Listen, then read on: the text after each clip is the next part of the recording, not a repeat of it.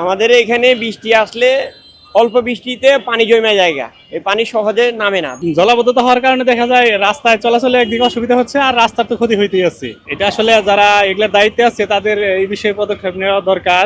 বৃষ্টির কারণে পানি জমছে, পানি জমার কারণে আমাদের ব্যবসা সব বন্ধ। আমরা চাই এই জলাবদ্ধতা অতি তাড়াতাড়ি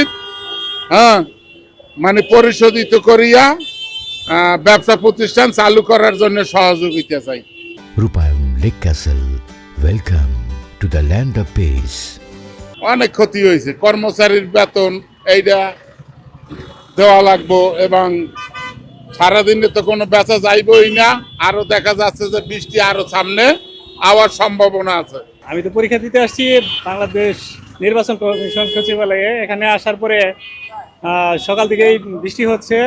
বৃষ্টির কারণে যদিও মানে কষ্ট করে কেন্দ্রে যাইতে পারছি, কিন্তু পরক্ষণে দেখা গেছে যে পরীক্ষা দিয়ে বের হওয়ার পরে ঘন্টার পর ঘন্টা দাঁড়ায় রয়েছি, কিন্তু বৃষ্টির কারণে আর গেট ছেড়ে বের হতে পারছি না। রাস্তায় তো পানি আর পানি, কি বলবো, মানে অস্বাভাবিক পানি।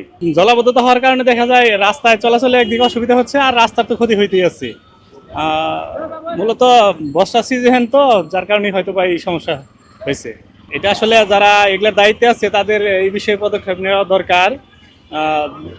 এই অবস্থা দেখা তাদের মানে এগুলার যাতে পানিগুলা নিষ্কাশন হইতে পারে সেই ব্যবস্থাটা নেওয়া উচিত ওনাদের।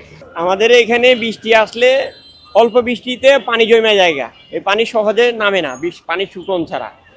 এবং কি আমাকে দোকানদারি করতে কষ্ট হয়, দোকানদারিতে কষ্ট হয়। এই যে বৃষ্টির পানিতে সেলো মেশিনটা নষ্ট হয়ে গেছে গা, বুঝতে পারবো। যতক্ষণ না শুকাবে ততক্ষণ পর্যন্ত আমাদের কষ্ট হয় সবার দোকানদারি করতে। এই অবস্থা, দোকানদারিতে করতে কষ্ট হয় আমাদের সবারই। অনেকে দোকান খুলছে, অনেকে খোলে নাই। দীর্ঘমেয়াদী পদক্ষেপ নিতে হবে, না হলে পানি জমে যাবে। বৃষ্টিতে যারা যখন কাজ হয় সিটি কর্পোরেশন, তখন তদারকি করার লোক থাকে না, তাদের যার মতো কন্ট্রাক্টরে কাজ করে চলে যায়। এরপর নেক্সট টাইমে আবার পানি জমে যায়, পানিটা ঠিক মতো যায় না, এটার কারণে জলাবদ্ধতা হয়। ভালো পদক্ষেপ নিতে হবে, না হলে এইভাবে হবে, তদারকি করার লোক না থাকে। জনসাধারণ সবাই, ব্যবসায়ী না, সবাই ভোগান্তিতে সবাই ভুগতে হয় জিনিসটা। আমাদের লস তো হয় ইনকামের উপরে, যখন যা হয় এর সেরকম তো হয়, বেচা কেনার উপরে সব ডিপেন্ড করে।